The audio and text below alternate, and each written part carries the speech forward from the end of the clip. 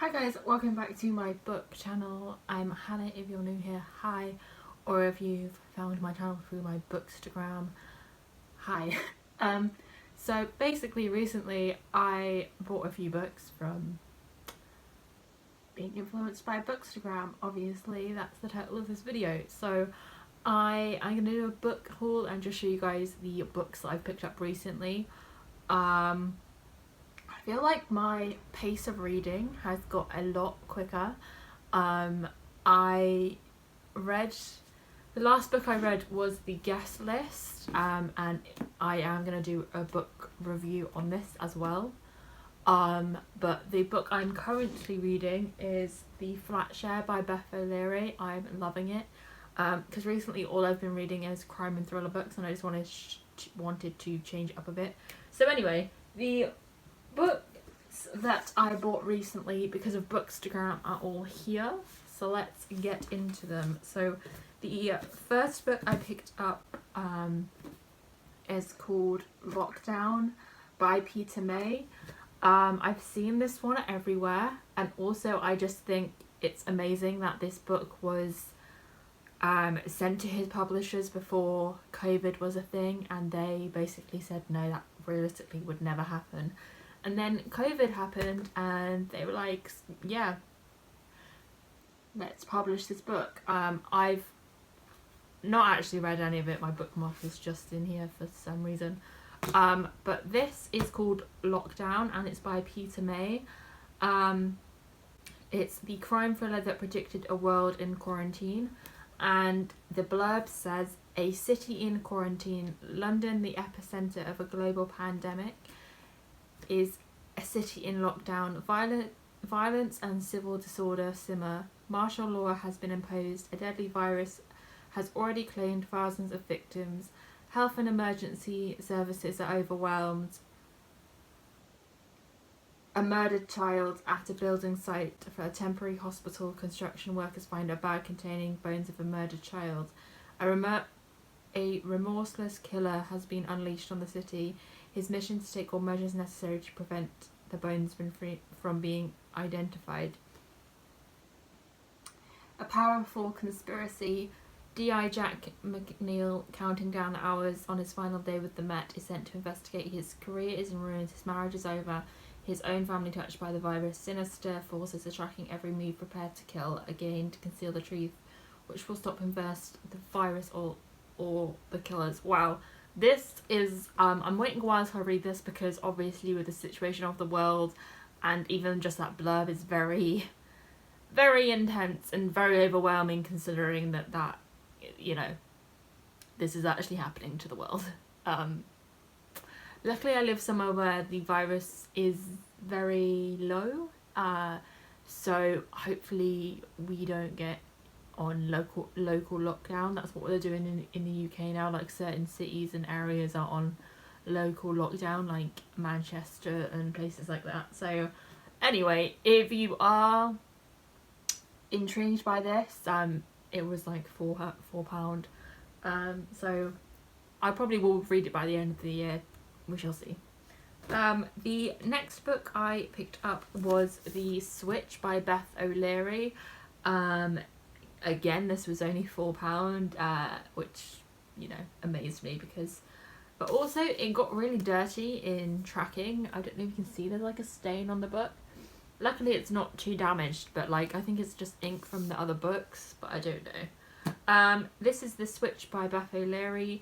It was recommended to me from other people that have read The Flat Share, obviously. And it's another rom-com, which is not normally my genre that I read, but I am loving The Flat Share, so hopefully I like this. I realised that this doesn't even have like a blurb, it just says everyone's... Oh, okay, the blurb is on the inside. Interesting, I've not noticed that before. So it says, Lena is too young to feel stuck. Eileen is too old to start over. It's time for the switch. Ordered to take a 2-month can't say that word. So after blowing a big presentation at work, Lena escapes to her grandmother Eileen's house for some overdue rest. Newly single and about to turn 80, Eileen would like a second chance at love, but her tiny Yorkshire village doesn't offer many eligible gentlemen. Selena proposes so Eileen proposes a 2-month swap. Oh my god, a 2-month swap. Eileen can live in London and look for love, and Lena will look after everything in rural Yorkshire. But with a rabble of unruly OAPs to contend with, as well as the annoyingly perfect and distractingly handsome local school teacher, Lena learns that switching lives isn't straightforward. Back in London, Eileen is a huge hit with her neighbours and with the online dating scene, but it's a perfect match, nearer to home than she first thought. We love a good positive vibe. We're loving this. And the third book I got was I believe this is the second novel by Harriet Tice. Fingers crossed I enjoy this more than I did the Blood Orange, but we shall see. On the back it says there's a review by Lisa Joelle, and I read The Family Upstairs in like 2 days. That's one of my favourite books I've read this year, and by Lisa Joelle, and if she's praising this book, then hopefully I enjoy this story a lot more than I did Blood Orange. But yeah, this is so interesting. For some reason I just hadn't picked up a lot of books that have like praises on the back and then like the blurb is on the sleeve. I don't know if that's a new thing or I just live under a rock, who knows. Anyway, this is the second book by Harriet Tice. It's called The Lies You Told. I love this cover, it's really intriguing. It says, can you tell the truth from the lies? Sadie loves her daughter and will do anything to keep her safe. She can't tell her why they had to leave home so quickly, or why Robin's father won't be coming with them to London. She can't tell her why she hates being back in her dead mother's house with the ivy-covered walls and poisonous memories, and she can't tell the truth about the school Robin's set to start at a school that doesn't welcome newcomers. Sadie just wants to get their lives back on track. But even lies with the best intentions can have deadly consequences. I'm so intrigued. I'm very intrigued by this. Because it doesn't really give anything away, like, at all. And I think those kind of blurbs are the ones that entice me the most, and I can read them very quickly. And like I said, my reading pace has got a lot quicker, so yeah, that's the third book I bought. The last book I bought, the little teenager in me, the 14-year-old me is quaking with excitement to read this. However, this book is 800 pages and my limit is normally like 400. That's as much as I can read comfortably without feeling pressure to finish a book. But this is Midnight Sun by Stephanie Meyer, and obviously Midnight Sun is Edward's perspective of Twilight, which is so intriguing to read. Even the blurb of this really enticed me and I was like, interesting. And one of my boyfriend's friends was like, what on earth is that book?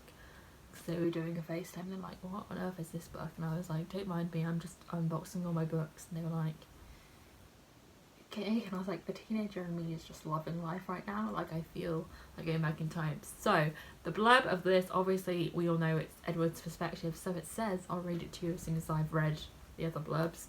I can't sleep, I murmured, answering her question more fully. She was silent for a moment. At all, she asked. Never, I breathed. As I met, penetrating gaze. Read the surprise and the sympathy there. I abruptly yearned for sleep.